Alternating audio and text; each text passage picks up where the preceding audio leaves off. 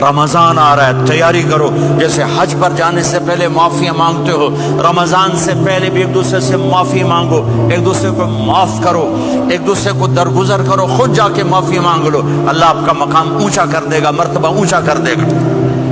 آخری رات اللہ تعالیٰ فرماتے ہیں جاؤ، تمہارے رات کی قیام اور دن کے روزے کے بدلے تمہیں سب کو معاف کر دیا، مانگو۔ اور ایک رات اللہ نے شب قدر بنائی جو 1000 راتوں کے برابر کر دی۔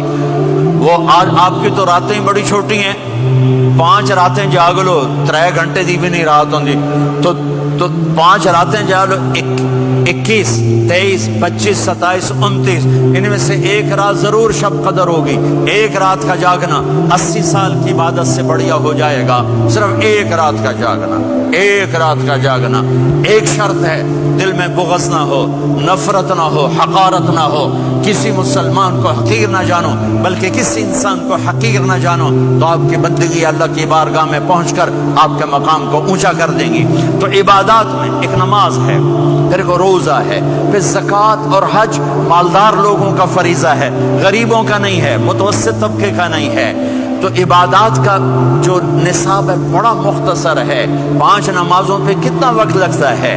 روزے سال کے بعد آتے ہیں، گنجائش ہے، بیمار ہو بعد میں رکھ لو، مریض ہو بعد میں رکھ لو، زکوٰۃ سارے سال میں کسی وقت دے دو، حج زندگی میں کب کسی وقت کر لو۔ یہ ایک چھوٹا سا نصاب ہے۔ دوسرا میرے نبی کی زندگی کا پہلو جسے میں ہائی لائٹ کرنا چاہتا ہوں، جو نمایاں ہے، جو روشن ہے، وہ میرے نبی کی زندگی ہے، وہ میرے نبی کے اخلاق ہیں، وہ میرے نبی کا درگزر ہے، میرے نبی کا پیغام محبت ہے۔ میرے نبی نے فرمایا اسلام کا سب سے مضبوط عمل کیا ہے؟ ایو اور الاسلام اوثق۔ صحابہ نے کہا الصلاۃ، نماز، آپ نے کہا نہیں۔ جہاد، آپ نے کہا نہیں۔ روزہ، آپ نے کہا نہیں۔ حج، آپ نے کہا نہیں۔ اسلام کا سب سے مضبوط عمل کیا ہے؟ صحابہ، نماز، جی نہیں، جہاد نہیں، روزہ نہیں، حج نہیں۔ اچھا یا رسول اللہ پھر کیا ہے؟ سنو غور سے، توجہ سے۔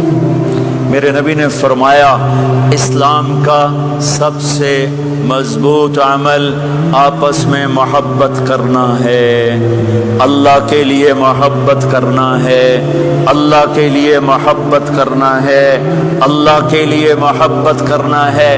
اسلام پیغام محبت ہے، میرے نبی کی زندگی محبت کی پوری تصویر ہے، کسی سے نفرت نہیں، بغض اللہ کے لیے، محبت اللہ کے لیے۔ یہ اسلام کا سب سے مضبوط عمل ہے۔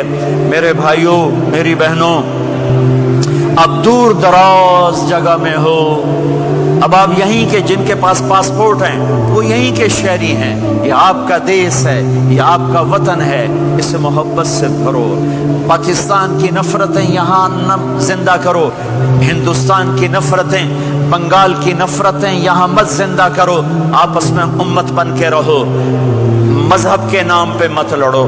یورپ میں یہ آگ لگی ہوئی ہے، میں بہت عرصے کے بعد آیا ہوں، مجھے نہیں پتا کہ یہاں مذہبی نفرت ہے یا نہیں ہے، لیکن چونکہ یورپ میں بہت دفعہ جانا ہوتا ہے، ہر سال ہوتا ہے، وہاں یہ جھگڑے، نفرتیں، ہماری مسجد، تمہاری مسجد، ان کے پیچھے نماز نہیں، ان کے پیچھے نماز نہیں، یہ تو مسلمان ہی نہیں، یہ تو گستاخ رسول ہیں، یہ وہابی ہیں، یہ کافر ہیں۔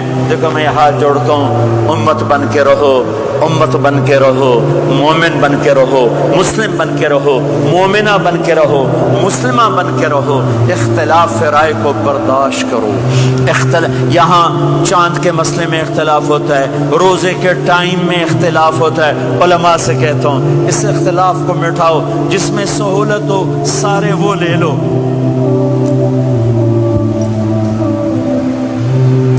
امت میں تفریق نہ پیدا کرو۔ یہ علماء کے سامنے ہاتھ جوڑتا ہوں، جس میں امت کو زیادہ سہولت ہو، ما خیر بین امرین الا اختار ایسرہما۔ 2 کام جب میرے نبی کے سامنے ہوتے تھے، جو مشکل ہوتا تھا چھوڑ دیتے تھے، جو آسان ہوتا تھا لے لیتے تھے۔ تو میرے بھائی بہنوں، یہ مذہب کی نفرت پاکستان میں، بنگلہ دیش میں اور انڈیا میں آگ لگی ہوئی ہے۔ امت بن کے رہو، امت بن کے رہو۔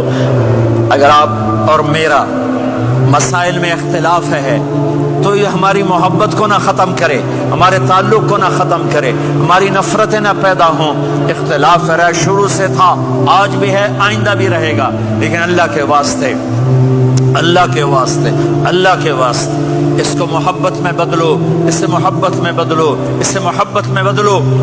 اختلاف رائے کو برداشت کرو، مذہب کے نام کی نفرت کو ہوا نہ دو، ہوا نہ دو، اس کو ٹھنڈا کرو، اس پر پانی ڈالو، اسے بھڑکاؤ نہیں، اس پر پانی ڈالو۔ میرے نبی نے عبداللہ بن ابی سے نباہ کر کے دکھا دیا، جو منافقوں کا سردار، باقی منافقوں کا تو کسی کو پتہ نہیں تھا سوائے میرے نبی کے، عبداللہ بن ابی کا منافق ہونا سب کو معلوم تھا، یہ منافق ہے، اور آپ کے پیچھے نمازیں پڑھتا رہا، آپ نے اس کے اپنے ساتھ رکھا۔ ایک دن آپ پانی پی رہے تھے، عبداللہ بن ابی کے بیٹے عبداللہ پکے صحابی تھے، کہنے لگے یا رسول اللہ تھوڑا پانی تو بچا دیں۔ آپ نے کہا